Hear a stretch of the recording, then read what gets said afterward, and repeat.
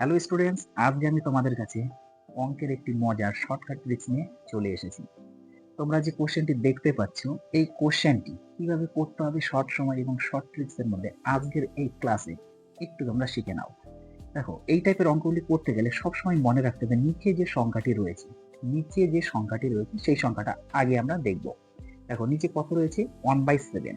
1/7 রয়েছে, এই সংখ্যাটা আগে আমরা খেয়াল করবো। তো 1/7 যে ভগ্নাংশটি রয়েছে সেই ভগ্নাংশটাকে আমরা কিভাবে লিখবো? প্রথমে লিখবো 1, তারপরে লিখবো 7। ওকে, কেউ উল্টে কিন্তু লিখবে না, কেউ 7 আগে তারপরে 1 দিবে না, 1 তারপর 7। ওকে, তারপরে কি দেখতে হবে? আমাদের এই দিক থেকে আমরা উঠবো যে কতগুলি 1 রয়েছে। দেখো, এখানে একবার 1 রয়েছে, এখানে আরেকবার 1 রয়েছে, মানে দুবার হয়ে গেল, এখানে আরেকবার রয়েছে মানে 3 বার।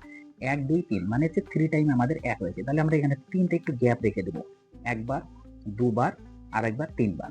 ক্লিয়ার? যখনই এরকম করে ফেললে তখন কি করবে? এই যে দুটো সংখ্যা রয়েছে এই দুটো সংখ্যা প্লাস করে দিবে।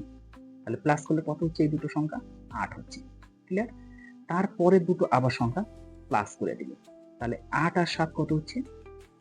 15 হচ্ছে। ক্লিয়ার? তারপরে দুটো সংখ্যা আবার প্লাস করে দিবে। যতক্ষণ না শেষ হবে এই প্রসেসে তোমাদের চলতে হবে। তাহলে 15 আর 8 কত হচ্ছে? 23 হচ্ছে। আর নেই, তাহলে আমাদের আর প্লাস করার দরকার নেই। তারপরে তোমাদের অ্যান্সারটা কি হবে একটু খেয়াল করো। অ্যান্সারটা সব সময় লাস্টের যে দুটো সংখ্যাটা, এই যে লাস্টে যে দুটো সংখ্যা থাকবে এই দুটো সংখ্যা থেকে আমাদের অ্যান্সার করতে হবে। কিভাবে করতে হবে একটু খেয়াল করো। দেখো, লাস্টে যে পদটা থাকবে সেই পদটা সবসময় হচ্ছে উপরে বসবে।